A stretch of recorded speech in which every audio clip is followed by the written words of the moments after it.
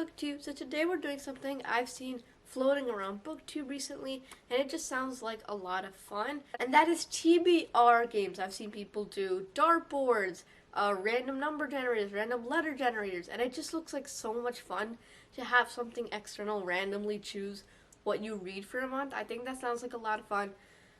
And also, like, not fun at the same time. But it will get me to read books that I would not have otherwise read, so I'm really excited about that aspect of it. And of course, you could tell by the title that today I'm going to be letting a random letter generator choose the books that I read in the month of June. So I'm going to make it choose 4 books, and then at the end of the month, I'm going to do a wrap-up, and we'll see just how many books I read out of those 4. Before we do that though, remember to like this video, comment down below, subscribe, do all of that great stuff. It helps me out a ton.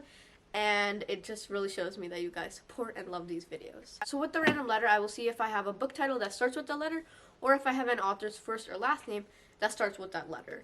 And first I'm going to look at my bookshelf, and then if I can't find anything on my bookshelf, then we will go to the library or the interwebs. So our first random letter is O. And for that one, I think I'm going to go with The Radio Silence by Alice Oseman. This is a book that I've wanted to read for such a long time. It is so incredibly hyped on BookTube. Maybe this will be the month I finally read it. So I think it's about this boy who runs this podcast that's really popular, but nobody actually knows that he's the one who runs this podcast because he's really quiet, and he just doesn't seem like that type. One night he asked Francis, who is a really diehard fan of the show, to come collaborate with him. But when Alex's identity as Radio Silence is revealed, his relationship with Francis is in complete jeopardy. Earl, determined to shut them up, knock them down, and set them on a cookie-cutter life path, Francis and Alex struggle to find their voices over the course of one life-changing year.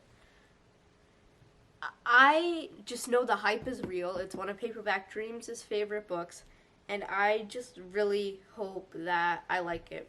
I think it's gonna be right down my alley. Next we have the letter R.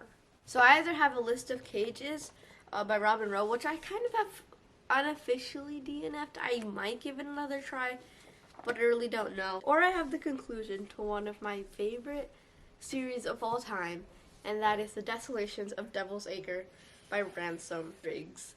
I've been scared to read this both due to the fact that I don't want it to ruin the series for me, and also due to its length. This thing is big, and but I do want to eventually read this, obviously. Series, it's been a ride. It's been so much fun. It has these characters in this world that I care so deeply about. And A Map of Days was one of my favorite books of 2020, and probably will be one of my favorite books of all time. I've invested too much into this world, into this story, to just how much fun Ransom Riggs' stories are, not to finish the series, so I'm super excited about this. I have not seen any reviews about this. I don't know what the consensus is on this book, so that's going to be fun. Hopefully it does not ruin the series for me. Hopefully it's not another Conference of the Birds. I really don't want the series to be over, but at the same time, it's been stretched a little longer than it was supposed to be. So, I mean, we didn't even have to get these last 3 books, so this is a good ending for it, but I'm sure he'll come out with some spin-off content in the future. Let's just hope he doesn't pull off a J.K. Rowling. V. That's when I'm going to go with another sequel. That's The Vanishing Stair by Maureen Johnson. Around here, I can count the "the," or I don't need to count the "the."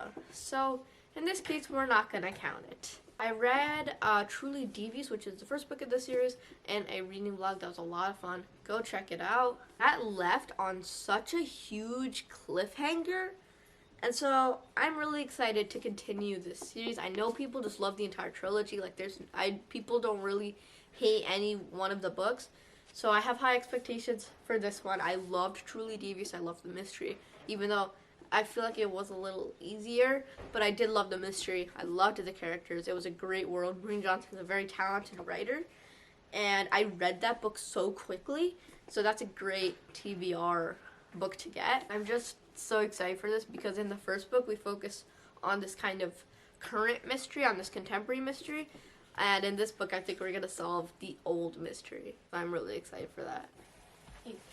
Next, I have, I guess, another fantasy. But at least this one isn't like a sequel. It's like the beginning.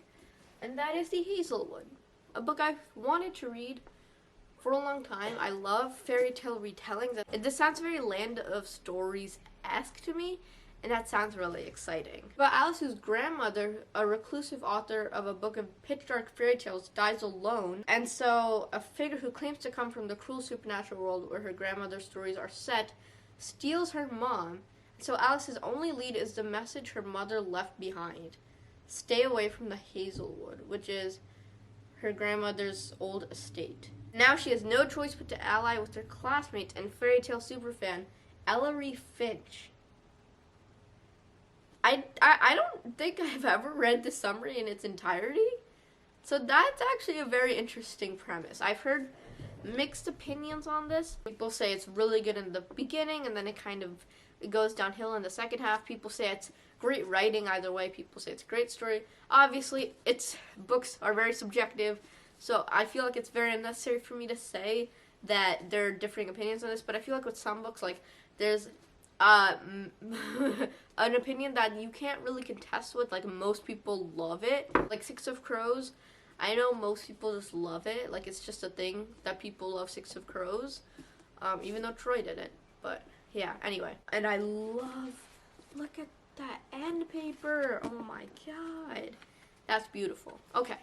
Alright, guys. That was letting a random letter generator pick my June TBR. We'll see how this goes. I don't think I'll go 4 for 4 because I picked some pretty lengthy fantasy books, but we'll see. If you enjoyed this video, leave it a like, comment down below, subscribe, turn those post notifications on, and I will see you next time with another video. Bye.